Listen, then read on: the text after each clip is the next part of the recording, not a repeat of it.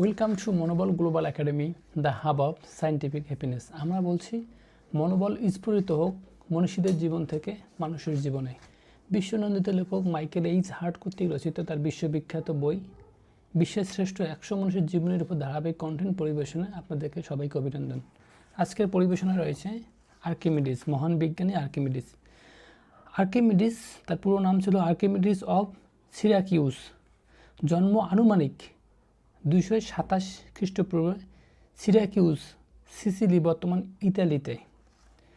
পরিচিত হন তিনি গণিতবিদ, পদার্থবিদ, প্রকৌশলী ও জ্যোতির্বিজ্ঞানী হিসেবে। আর্কিমিডিস ছিলেন প্রাচীন গ্রিসের সর্বশ্রেষ্ঠ বিজ্ঞানীদের একজন এবং ইতিহাসের অন্যতম প্রভাবশালী গণিতবিদ। তিনি গণিত ও পদার্থবিদ্যায় এমন অনেক মৌলিক সূত্র আবিষ্কার করেন যা আজও আধুনিক বিজ্ঞানের ভিত্তি হিসেবে ব্যবহৃত হয়।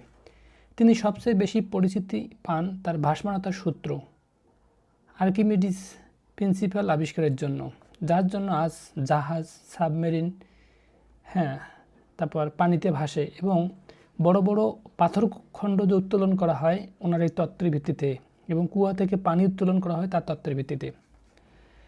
কিংবদন্তি আছে যে একদিন স্নানাগারে বসেই তিনি এই ভাসমানতার সূত্র আবিষ্কার করেন এবং হঠাৎ করে চিৎকারে বলে ওঠেন যে ইউরেকা ইউরেকা, মানে আমি পেয়েছি, আমি পেয়ে গেছি, আমি পেয়ে গেছি।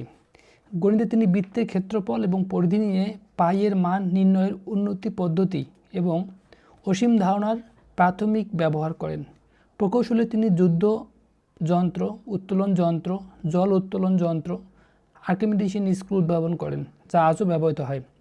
ব্যক্তিগত জীবনে আর্কিমিডিস ছিলেন অত্যন্ত গবেষণামগ্ন ও নির্লোভ। বলা হয় তিনি গণিত চিন্তায় এতটাই ডুবে থাকতেন যে পারিপার্শ্বিক বিষয়ে অপেক্ষা করতেন। কথিত আছে তিনি শেষ মুহূর্তেও জ্যামিতিক চিত্র আঁকায় ব্যস্ত ছিলেন। আর্কিমিডিস ছিলেন এমন এক প্রতিভা যিনি সংখ্যার ভাষায় প্রকৃতির গোপন নিয়ম প্রকাশ করেছিলেন। আনুমানিক 212 খ্রিস্টপূর্বে সিরাকিউস নামক শহরে তিনি তার শেষ নিঃশ্বাস ত্যাগ করেন। সবাইকে অনেক ধন্যবাদ।